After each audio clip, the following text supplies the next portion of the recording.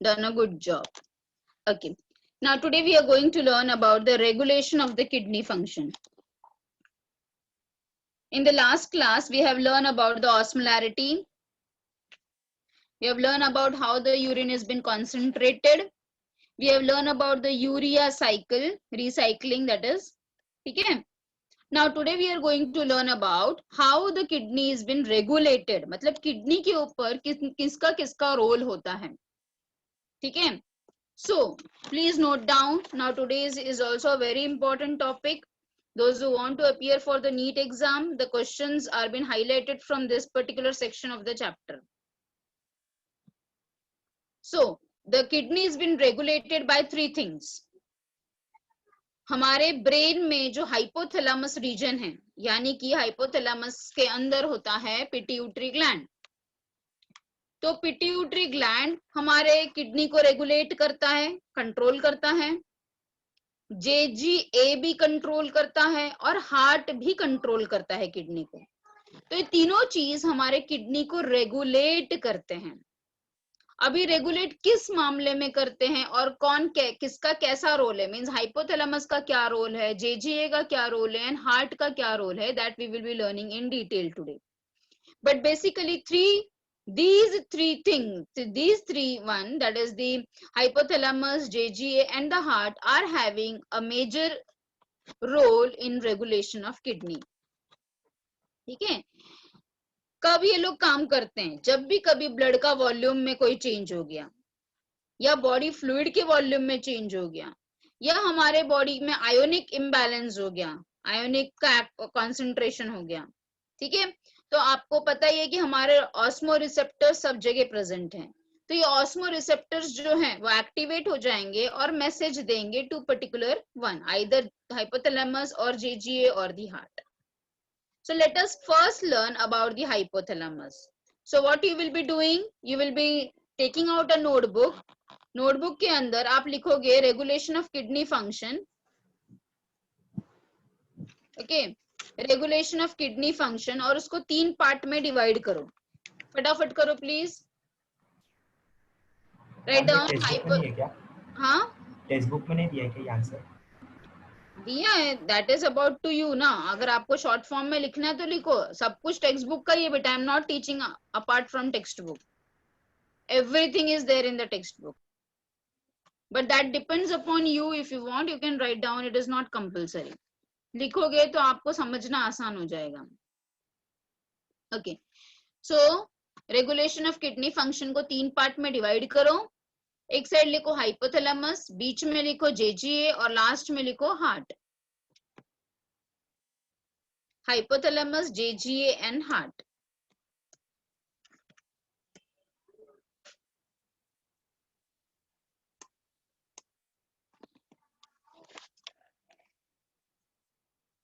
तो चलो हम लोग सबसे पहले हाइपोथैलेमस की बात करते हैं. तो जैसे जैसे मैं बताते जा रही हूँ, आप हाइपोथैलेमस के नीचे लिखोगे, सिर्फ हाइपोथैलेमस के नीचे लिखोगे. हाँ, I am explaining you, whatever your understanding you note down. ठीक है. अब देखो हाइपोथैलेमस के अंदर, as I discuss in the last class, हमारे हाइपोथैलेमस में पिट्यूटरी ग्लैंड होता है. ठीक है. हमारे हाइपोथैलेमस में पिट्यूटरी ग्लैंड होता है, और ये pituitary gland is a master gland जो कि बहुत सारे हार्मोन्स सिक्रीट करता है. उनमें से एक हार्मोन का नाम है ADH. तो हाइपोथैलेमस के अंदर पिट्यूटरी ग्लैंड, और पिट्यूटरी ग्लैंड का ये हार्मोन दैट इज ADH. ठीक है. अब ADH का क्या रोल है, as we have learn in the last class also. ADH का क्या काम होता है, reabsorption of water from the collecting duct and the DCT. ये जैसे ही हार्मोन रिलीज होगा हमारे पिट्यूटरी ग्लैंड से, maximum water will be absorbed from the distal convoluted tubule and the collecting tubule और the collecting duct. You can see over here the diagram is very clearly mention. Diagram में बहुत अच्छे तरह से दिया है कि ऑस्मो रिसेप्टर्स इन अवर hypothalamus जब वो एक्टिवेट हो जाएंगे, ADH रिलीज होगा पिट्यूटरी ग्लैंड से, और ये पिट्यूटरी ग्लैंड से हमारा रिनियल ट्यूब्यूल स्टिमुलेट होगा, जिससे कि DCT और कलेक्टिंग ट्यूब्यूल से ज्यादा पानी रीअब्सॉर्ब किया जा रहा है.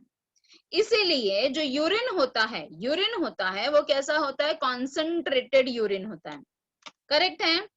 Yes, the urine is concentrated. मैंने इससे रिलेटेड आपको एक बीमारी भी बताई थी कि अगर एडीएच का कमी होगा तो यूरिन कॉन्सेंट्रेटेड नहीं होगा, यस, डाइल्यूटेड यूरिन होगा। वैसे कंडीशन में वो इंसान को कौन सी बीमारी होती है, डायबिटीज इंसिपिडस, ठीक है। एडीएच का फुल फॉर्म क्या है, एंटी डायूरेटिक हार्मोन, जिसको एक और नाम से जाना जाता है वैसोप्रेसिन। वैसोप्रेसिन का मतलब क्या है, वैसो का मतलब है वैस्कुलर सिस्टम, और वैस्कुलर सिस्टम का मतलब होता है ब्लड वेसल्स, यस। तो ये हमारे ब्लड वेसल्स को प्रेस करता है। जैसे ही एडीएच हार्मोन हमारे ब्लड में आएगा तो हमारा जो ब्लड वेसल्स है वो साइज में छोटा हो जाएगा, वो प्रेस हो जाएगा या फिर वो कॉन्स्ट्रिक्ट हो जाएगा, ठीक है। इसीलिए इसे हम वैसोप्रेसिन भी कहते हैं, ठीक है। Now ADH will prevent the diuresis by facilitating water reabsorption from the DCT and the collecting duct. Very clear to all of you beta? Yes? Yes. Okay. तो ये हो गया एक हाइपोथैलेमस का, सबको समझ में आ गया। तो हाइपोथैलेमस से एडीएच है, एडीएच का रोल है एब्जॉर्प्शन ऑफ वाटर। अगर एडीएच का कमी होगा तो पानी ज्यादा रीएब्जॉर्ब नहीं होगा और जिससे कि डाइल्यूटेड यूरिन होगा, और वो बीमारी को हम डायबिटीज इंसिपिडस बोलते हैं। तो this part is been cleared. Now let us learn about the next one, that is the JGA.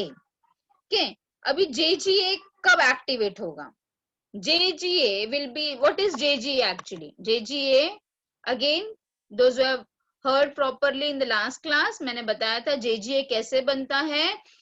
एक ही नेफ्रॉन का, ईच नेफ्रॉन का जो ग्लोमेरुलस है और जो डीसीटी है, क्योंकि वो बहुत ही क्लोज प्रेजेंट है, काफी नजदीक प्रेजेंट है, इसके कारण एक कॉम्प्लेक्स बनता है जिसको हम बोलते हैं JGA, दैट इज जक्स्ट्रा ग्लोमेरुलर apparatus, करेक्ट है? Do you remember that JGA? मैं वापस रिपीट कर रही हूं, क्योंकि एक सिंगल नेफ्रॉन का glomerulus and DCT, they are very closely associated, forming a complex called as the JGA, juxtaglomerular apparatus. And these JGA releases one enzyme called as a renin. ठीक है, मैंने उस वक्त सिर्फ बताया था कि रेनिन हमारे ब्लड प्रेशर में काम करता है, तो आज हम पढ़ने वाले हैं कि वो कैसे काम करता है, ठीक है। ओके, तो जब भी हमारा GFR, अभी you know what is GFR? GFR is the glomerular filtrator rate. हाँ बेटा, आपकी आवाज नहीं आ रही है, वापस बोलो बच्चा, what are you asking? Okay, I can't hear you बेटा, you can message me whatever you are asking. Okay, जब भी हमारा GFR डिक्रीज होता है, यस, जब भी हमारा GFR डिक्रीज होगा, सॉरी,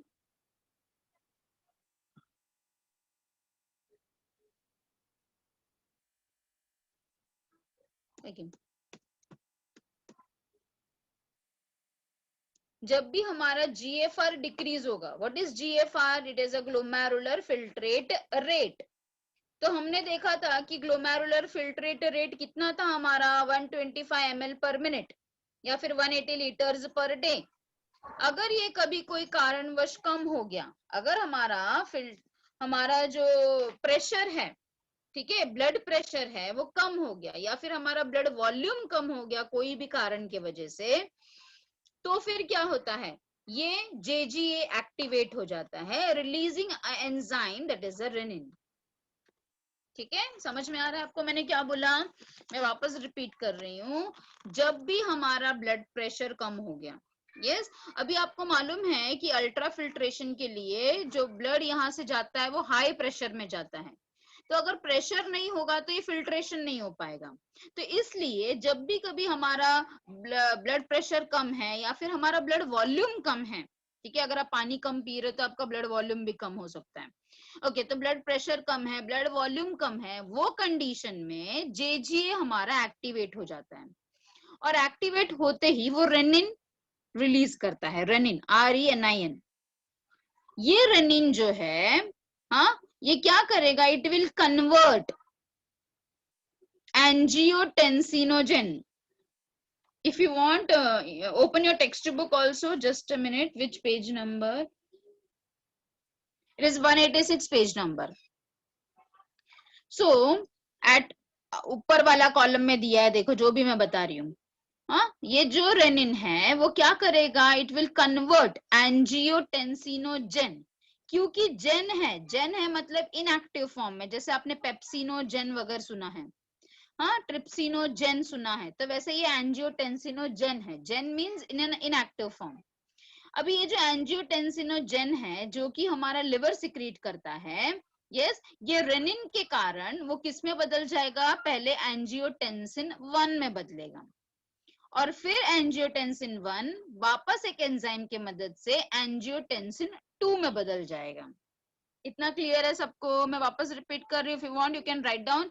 एक फ्लो टेबल के फॉर्म में एरो मार्क डालते डालते आप लिख सकते हो.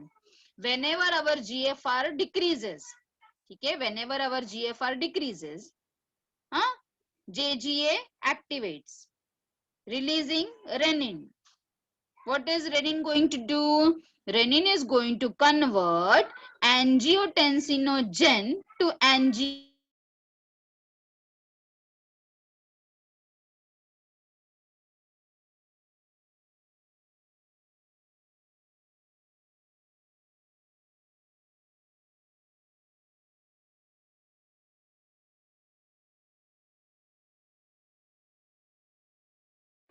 वॉइस नहीं आ रहा है. Yes ma'am. आ रहा है आपका. मेरा वॉइस इज नॉट कमिंग. आपका वॉइस नहीं आ रहा है.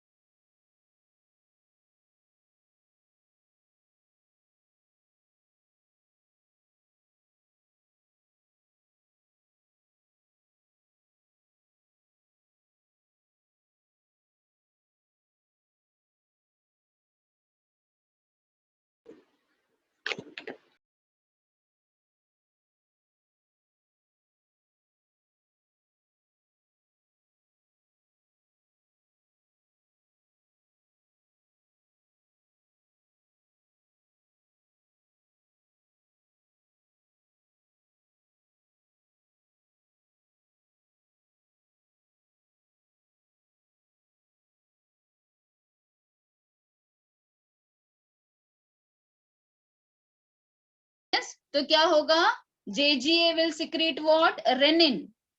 और ये रेनिन क्या करेगा, एंजियोटेंसिनोजेन जो कि हमारा लिवर बनाता है, यस, एंजियोटेंसिनोजेन को किस में कन्वर्ट करेगा, एंजियोटेंसिन 1 में कन्वर्ट करेगा.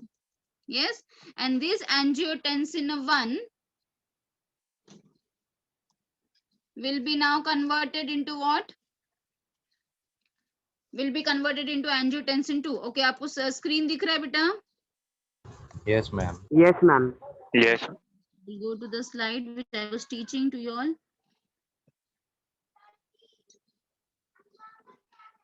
Yes. Okay. तो मैं यहाँ पे आपको बता रही थी कि एंजियोटेंसिनोजेन जो है वो पहले किस में बदलेगा, एंजियोटेंसिन 1 में बदलेगा, फिर एंजियोटेंसिन 1 जो है वो एंजियोटेंसिन 2 में बदलेगा. अब देखो, आप टेक्स्ट बुक भी अगर आपके सामने है तो you can see that paragraph कि एंजियोटेंसिन 2 जो बनता है उसके 3 काम हैं. तो सबसे पहला काम क्या है उसका, कि वो हमारे ब्लड वेसल्स को कॉन्स्ट्रिक्ट करेगा. कॉन्स्ट्रिक्ट मतलब छोटा करेगा.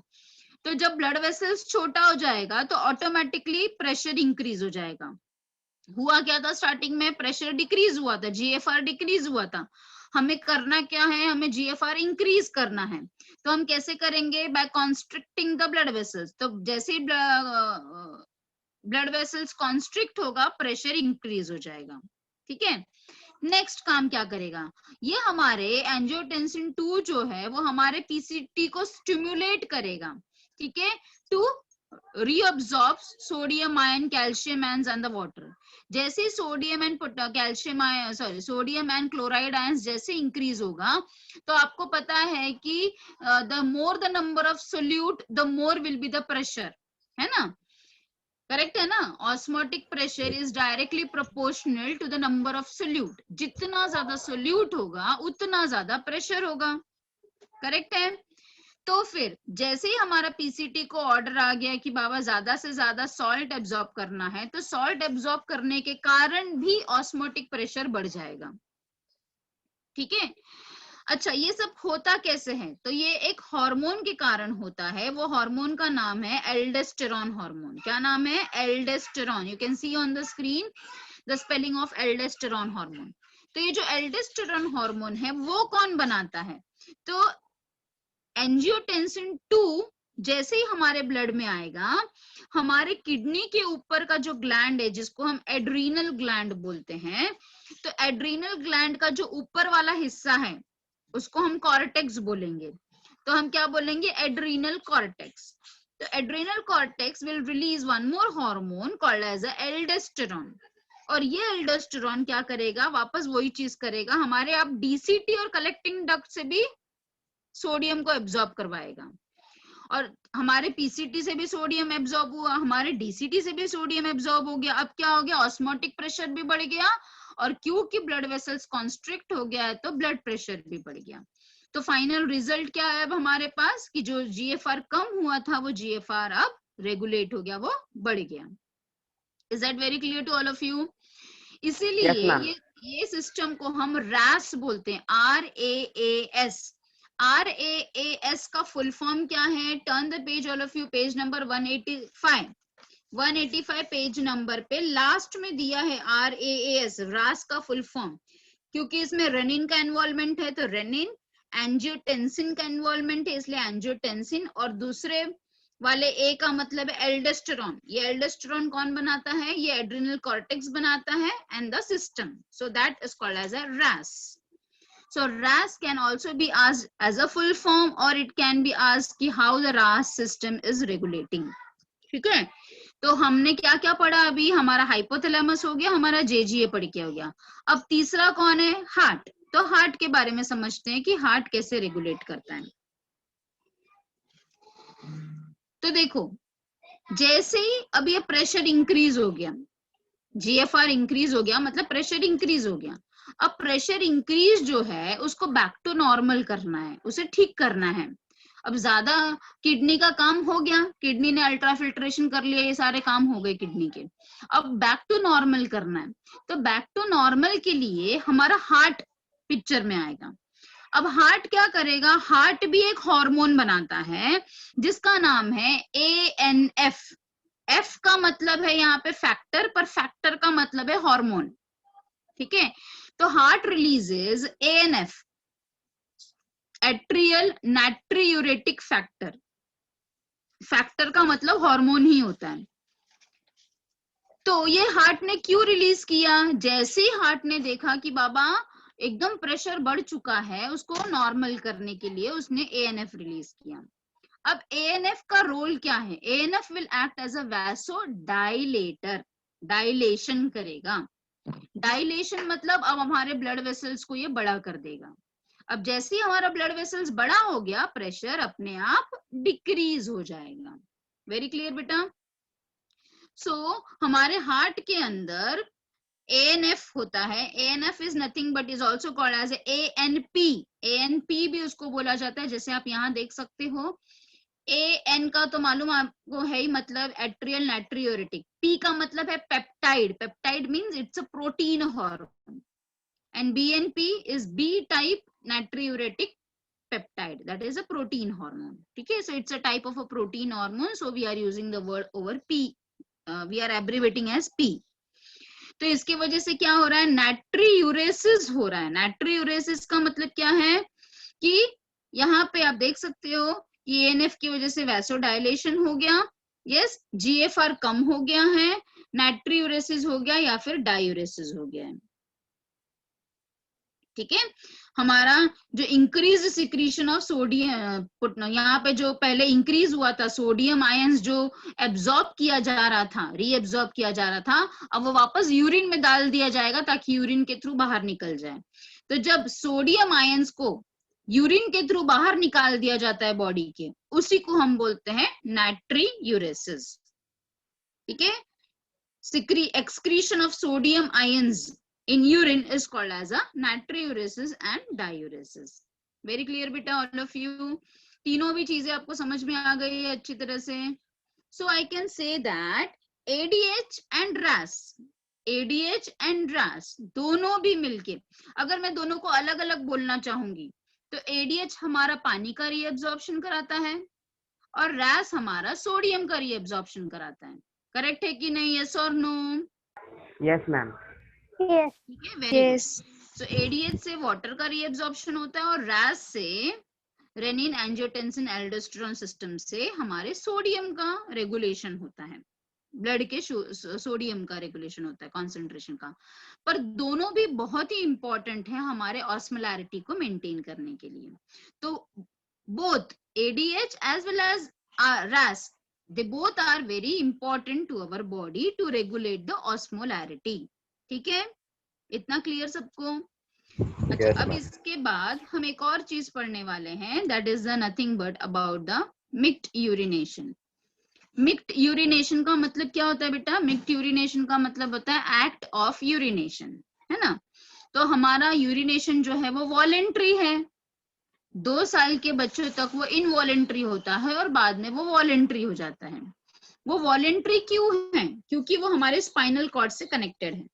तो ये जो ऊपर वाला राउंड वाला जो स्ट्रक्चर देख रहे हो, that is nothing but the spinal cord का टीएस। ठीक है, तो ये हमारे यहाँ से ऐसा कनेक्टेड होता है। ठीक है, हमारे गॉल ब्लैडर से कनेक्टेड है, हमारे स्ट्रेच रिसेप्टर से कनेक्टेड है। जैसे यहाँ से सिग्नल मिलेगा हम यूरिनेशन के लिए जाते हैं by opening this urethral sphincter. यहाँ पे sphincters होते हैं, internal sphincters and the external sphincters. They are been regulated by the brain stem or they are been regulated by the brain. ठीक है, तो जब भी वो एक्टिवेट होगा और तब हम यूरिनेशन करते हैं। So that therefore it is called as it is under voluntary control.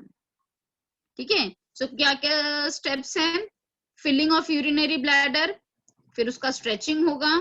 Stretch receptor के वजह से हमारे सीएनएस मतलब सेंट्रल नर्वस सिस्टम को मैसेज जाएगा, हमारा central nervous system motor message देगा। ठीक है, और फिर उसका कॉन्ट्रैक्शन कराएगा, कॉन्ट्रैक्शन कराएगा तो हम यूरिनेशन करने लगेंगे ना। कॉन्ट्रैक्शन होगा यूरिनरी ब्लैडर का और फिर यूरेथ्रल स्फिंक्टर ओपन होगा और हम मिक्स्ड यूरिनेशन करते हैं। This is how is the process of this mixed urination. When we talk about the neural mechanism, is called as the mixed urination reflexes. A adult human being excretes to about 1 to 1.5 liters of urine. ठीक है, और इतने urine में, ठीक है, कितना urea होता है? This is again very important. हाँ, urea is just 25 to 30 grams of urea per day. एक दिन में 25 to 30 grams of urea body से बाहर निकलता है।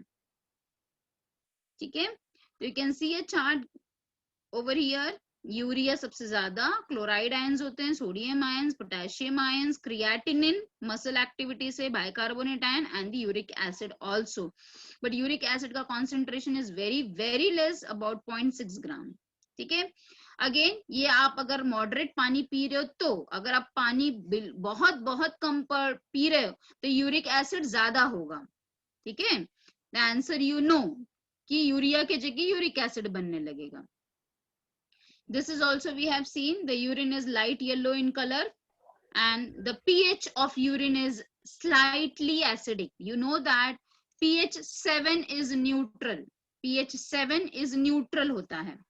Yes, तो 7 के नीचे एसिडिक होता है, 7 के ऊपर बेसिक होता है। तो क्योंकि यूरिन का जो pH है वो 6 है, इसलिए वो स्लाइटली एसिडिक है। ठीक है, और यूरिन के अंदर एक पर्टिकुलर ओडर होता है, एक स्मेल होता है।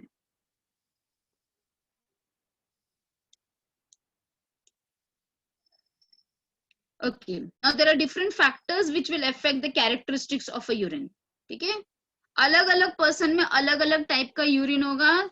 Again, urine has been formed according to the diet, according to the water, according to the drugs we take. अभी drugs मतलब वो वाला drugs नहीं जो अलग जो न्यूज चैनल पे दिख रहा है, not that drugs in the sense medicines. ठीक है. Now, urine analysis helps in the clinical diagnosis of many metabolic disorders. देखो, जब भी कभी आप बीमार होते हो, ज्यादा बीमार होते हो, तो डॉक्टर क्या बोलते हैं? ब्लड टेस्ट कराने को, यूरिन टेस्ट कराने को. क्यों ब्लड और यूरिन टेस्ट से हमें पता चलता है? बिकॉज यूरिन से हमें बहुत सारी चीजें पता चलती है कि बॉडी में क्या डिफेक्ट्स चल रहा है. जैसे कि अगर यूरिन के अंदर बहुत सारा ग्लूकोज नजर आ रहा है, ठीक है, वो कंडीशन को बोला जाता है ग्लाइकोसूरिया. ग्लाइकोसूरिया का मतलब है presence of glucose in the urine. अगर यूरिन के अंदर ग्लूकोज है, मतलब पैनक्रिया काम नहीं कर रहा है, इंसुलिन नहीं बन रहा है, और इसीलिए ग्लूकोज, एक्स्ट्रा जो ग्लूकोज है, यूरिन के थ्रू बाहर जा रहा है. मतलब the patient is suffering from diabetes mellitus. Mellitus is because of pancreas का problem. Again, if a person is starving for many days, बहुत दिन तक भूखा है, प्यासा है, पानी नहीं पी रहा है, तो उनके यूरिन के अंदर कीटोन दिखाई देगा. ठीक है, ketones are formed mostly when we do starvation.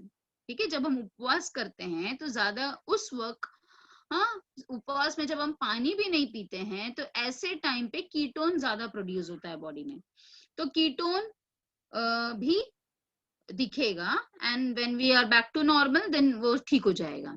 But जो डायबिटिक पेशेंट होते हैं, जिनको डायबिटिक मेलाइटिस होता है, क्योंकि उनके अंदर कार्बोहाइड्रेट का मेटाबॉलिज्म सही नहीं होता, इसके लिए उनके यूरिन में भी हमें कीटोन नजर आता है. तो अगर यूरिन में कीटोन है तो हम उसे बोलेंगे कीटोन यूरिया. सो अगर कीटोन यूरिया भी दिख रहा है, ग्लाइकोसूरिया भी दिख रहा है, मतलब वो 100% वो पेशेंट क्या है? डायबिटीज मेलाइटिस वाला पेशेंट है. यस. अच्छा, इसके अलावा ये तो बाद में देखते हैं हम. इसके अलावा किडनी जो है वो हार्मोन्स भी बनाता है. Kidney is making hormones also. कौन से दो हार्मोन्स हैं? सो 186 पेज नंबर पे eight above you can tick mark there itself. Kidney is helping in the formation of calcitriol hormone. Calcitriol hormone. And this calcitriol hormone will lead to the absorption of calcium. ठीक है, जो भी आप calcium वाली चीजें खाते हो, तो कैल्सिट्रियोन हार्मोन जब रहेगा तभी आपका बोन्स उसको एब्जॉर्ब कर पाएगा. अगर कैल्सिट्रियोल हार्मोन नहीं है तो आपका बोन उसे एब्जॉर्ब नहीं कर पाएगा. तो अगर किडनी खराब है, किडनी अच्छे से काम नहीं कर रहा है, तो कैल्सिट्रियोल नहीं बनेगा. तो जो किडनी वाले पेशेंट होते हैं, जिनको किडनी का प्रॉब्लम रहता है, उनके बोन्स भी कैसे हो जाते हैं? धीरे धीरे ब्रिटल होने लगते हैं. ब्रिटल मतलब एकदम स्टिफ होने लगते हैं. ठीक है, क्योंकि कैल्सिट्रियोल की कमी हो जाती है. साथ में मैंने पहले भी बताया था कि किडनी एक और हार्मोन बनाता है जिसका नाम है इरिथ्रोपोइटिन. इरिथ्रोपोइटिन के कारण क्या होता है? ब्लड सेल्स बनते हैं. ठीक है, नए नए blood cells are been formed. Very clear to all of you. Now बाकी के ऑर्गन्स के हम देखते हैं, बात करते हैं. तो अगर हम लंग्स की बात करेंगे तो ये तो हो गया किडनी जो एक्सक्रीशन करता ही है. यस, जिसके बारे में हमने पूरे अच्छी तरह से पढ़ लिया है किडनी के बारे में. अब किडनी के अलावा भी कुछ ऐसे चीजें जहां से हम एक्सक्रीट करते हैं. तो लंग है, लंग से हम CO2 बॉडी के बाहर निकालते हैं.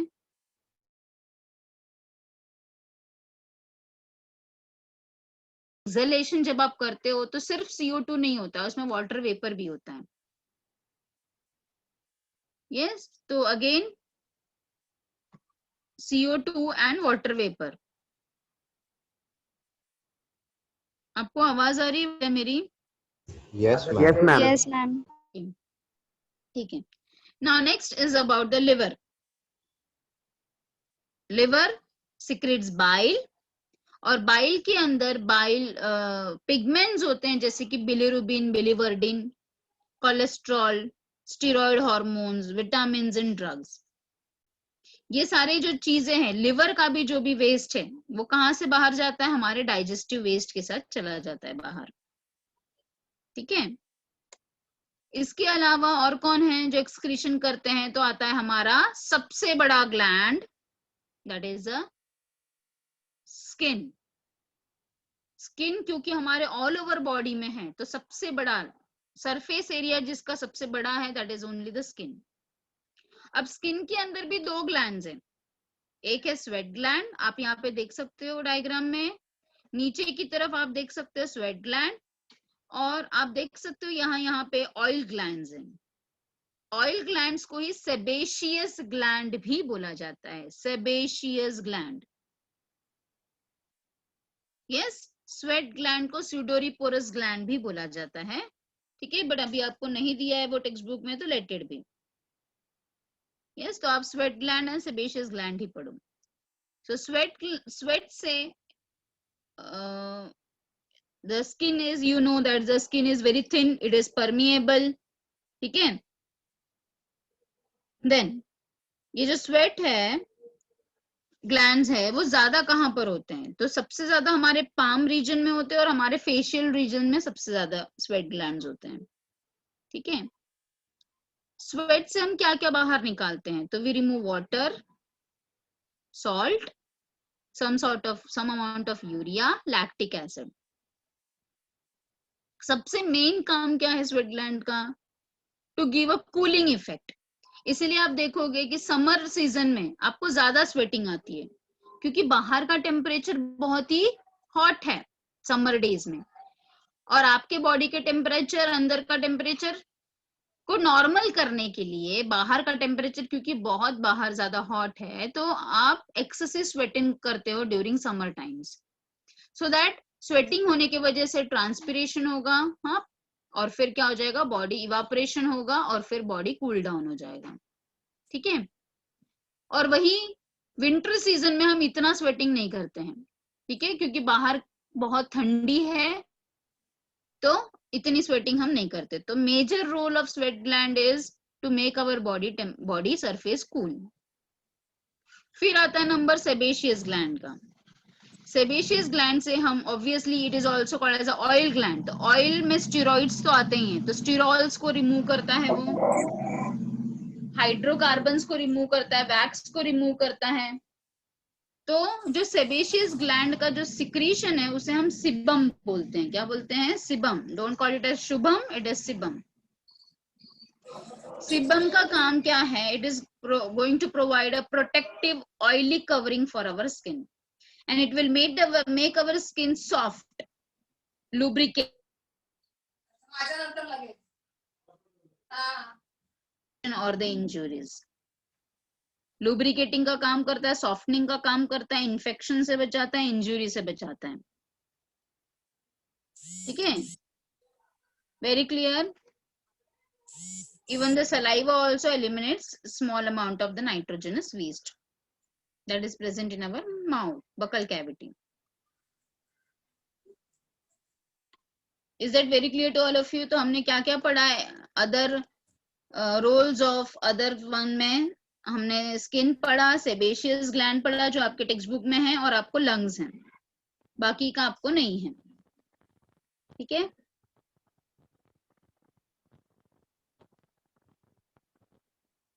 चलो next is about the disorders of kidney. So please note down all these things. The very first disorder is uremia. Uremia का मतलब है accumulation of urea in blood, not in urine. Please note down, urea in blood, which may lead to the kidney failure. Next is very common disease is the kidney stone. आप देख सकते हो यहाँ पे stones, तो stones को medical term में कैलक्यूलाइज बोलते हैं, कैलक्यूली बोलो, कैलक्यूलाई बोलो, whatever you pronounce. Renal का मतलब तो आपको मालूम ही है, kidney. So kidney stone is a normal term, but medical term is a renal calculi. So what are the stones? The stones are nothing but the crystallised salt. Crystallise salt, तो वो salt कोई भी चीज का हो सकता है. There are different different types of salt. Maximum there is a calcium oxalate salt. ठीक है, ज्यादा करके कैल्शियम ऑक्सलेट का ही सॉल्ट होता है. Okay. Now again, now if you have the textbook in front of you, you can see different stones being given in your book. The very first stone is a calcium stone. The calcium oxalate stones or the calcium phosphate one. अगर calcium oxalate का stone है, calcium phosphate का stone है, तो हम उसे बोलेंगे calcium stone. Who is talking in between? Please mute yourself, all of you. किसी का तो disturbance आ रहा है. I can find.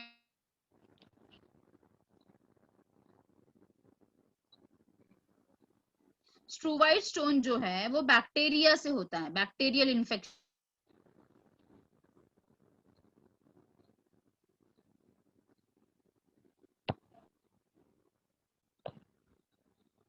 होता है.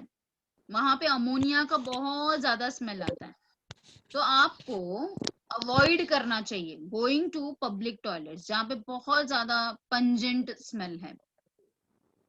because that particular area. Pratibha ma'am please आप सबको म्यूट कर दो ना. somebody किसी का तो अनम्यूट है और वो बहुत डिस्टरबेंस हो रहा है बीच बीच में.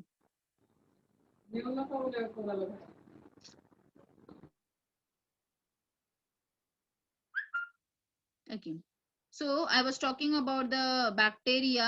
Yes, struvite stones is caused because of the bacterial infection.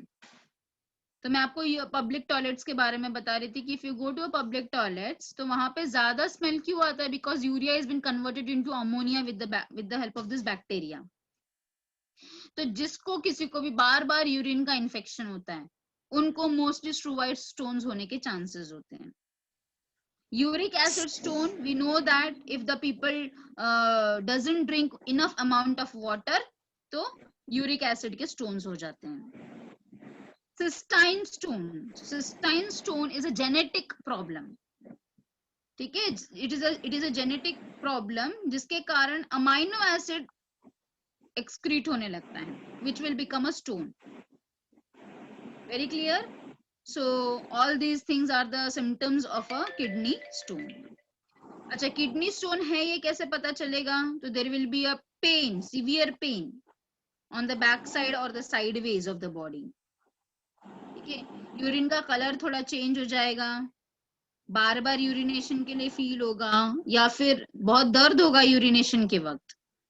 Stone है हम कैसे पता कर सकते हैं? The best way is by doing sonography या फिर यूरिन टेस्ट करेंगे तो यूरिक एसिड अगर आया उससे भी पता चल जाता है या फिर एक्सरे से भी पता चल जाता है. ठीक है, नेक्स्ट जो डिजीज है that is a glomerulonephritis. Glomerulonephritis. Who is this Kannad batch 3? Please mute yourself.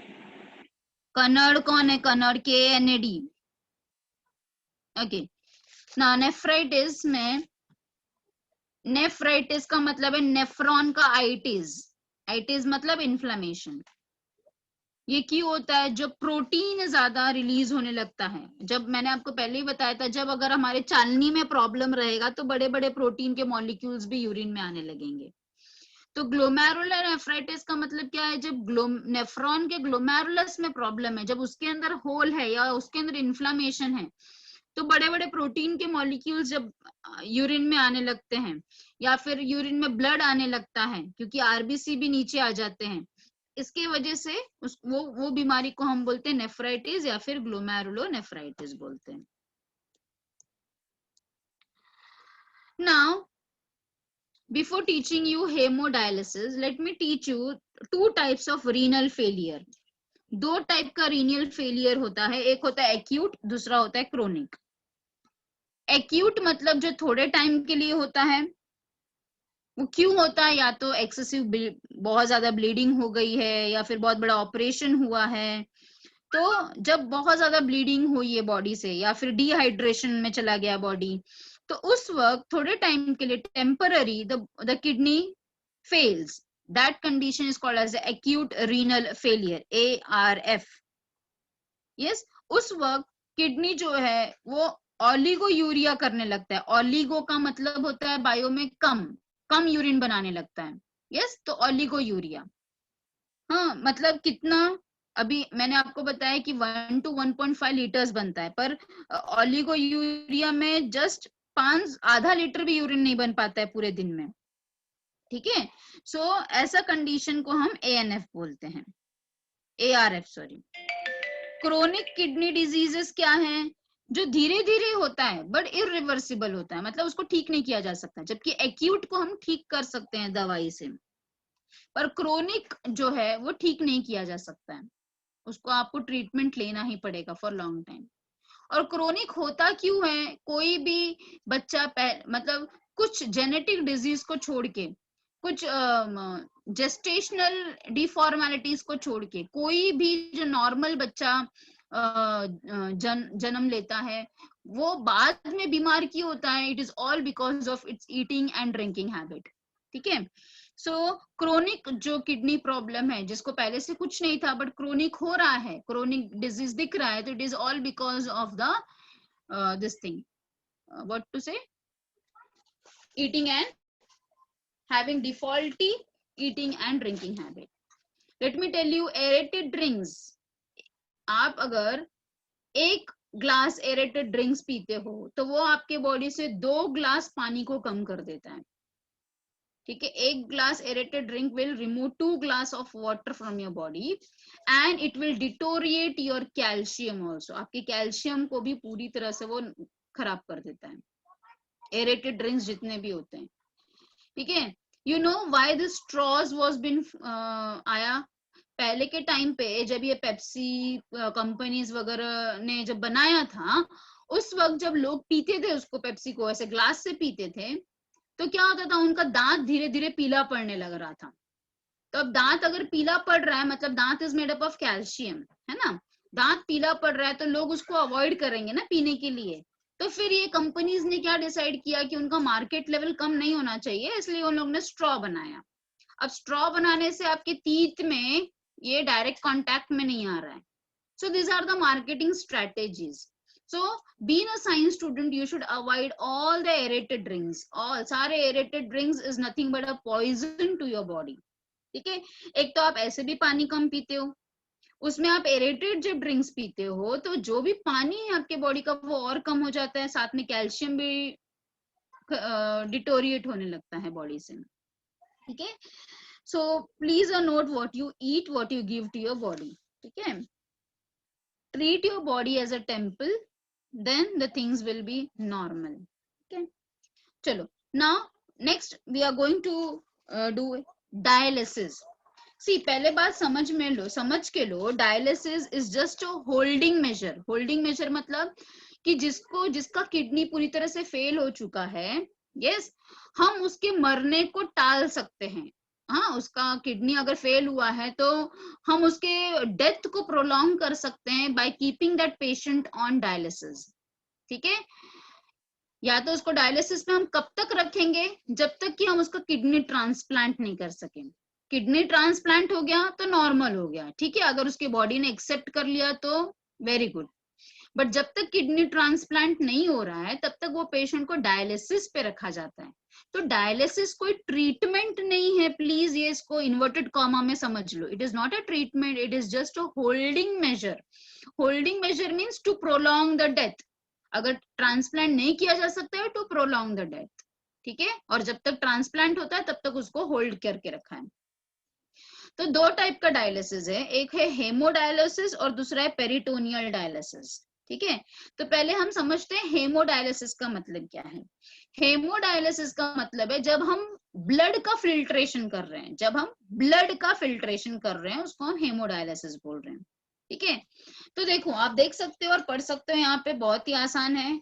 In the patient with uremia, अगर कोई इंसान है जिसको यूरेमिया, अभी यूरेमिया मैंने आपको बताया increased amount of urea in blood, अगर किसी को यूरेमिया है तो urea is removed by hemodialysis. तो आप देख सकते हो dialysis is also called as artificial kidney. This is the hemodialysis, it is called as artificial kidney. इसके अंदर बहुत सारे कॉइल्ड सेलोफेन ट्यूब्स होते हैं which are surrounded by this dialysing fluid. It has same composition of plasma except the nitrogenous waste. इसके अंदर same चीज होता है. तो अब क्या किया जाएगा, ये जो पेशेंट है इसका ब्लड जो है रेडियल आर्टरी से, this is the radial artery, यहाँ पे जो आर्टरी होता है उसको रेडियल आर्टरी बोलते हैं. तो आप देख सकते हो कि रेडियल आर्टरी से मशीन के अंदर जा रहा है, हाँ, और फिर फिल्टर होके ये ब्लड वापस से इसके बॉडी में जा रहा है. You can C 2 arrow mark, one going out and one coming in. ठीक है. अच्छा, पर इसमें अब ध्यान देने वाली कौन सी चीज है? ध्यान देने वाली ऐसी चीज है कि जब फिल्ट्रेशन के लिए ब्लड जा रहा है, जब इसके बॉडी से हम फिल्ट्रेशन के लिए ब्लड निकाल रहे हैं, तो उसके अंदर हम हेपारिन डालते हैं.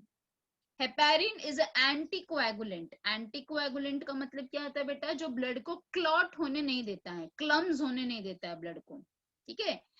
तो आसानी से ब्लड ये मशीन के अंदर जा सकता है, फिल्टर हो सकता है, और पर जब वापस इसके बॉडी में हम डाल रहे हैं, तो फिर क्या हमें ऐड करना है? Anti heparin is been mixed. Very clear?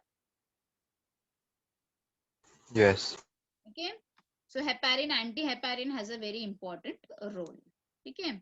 ये हो गया हेमोडायलिसिस. दूसरा है, you can see over here all the cellophans वगैरह, ऐसे ही ये यूज किया जाता है. This is the coiled tube जिसको हमने cellophane dialysis ये बोला. membrane है.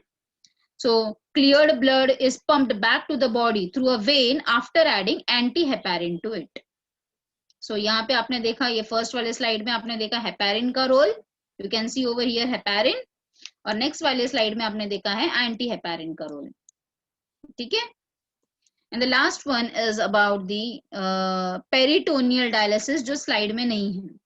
पेरिटोनियल डायलिसिस का मतलब है जब हम डायलिसिंग फ्लूइड जो है एब्डोमिनल कैविटी में डायरेक्टली डाल के निकाल रहे हैं. पेरिटोनियल का मतलब क्या होता है बेटा? पेरिटोनियल मीन्स आपका बॉडी का लेयर. तो आपके एब्डोमिन कैविटी में जो भी पानी है, जो भी टॉक्सिक वेस्ट है या सोल्यूट्स है, उसको ऐसे ही कैथेटर डाल के निकाला जाता है.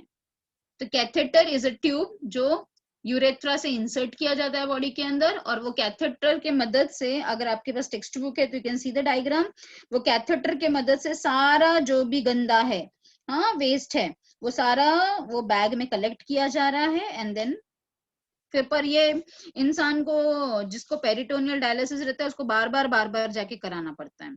ठीक है.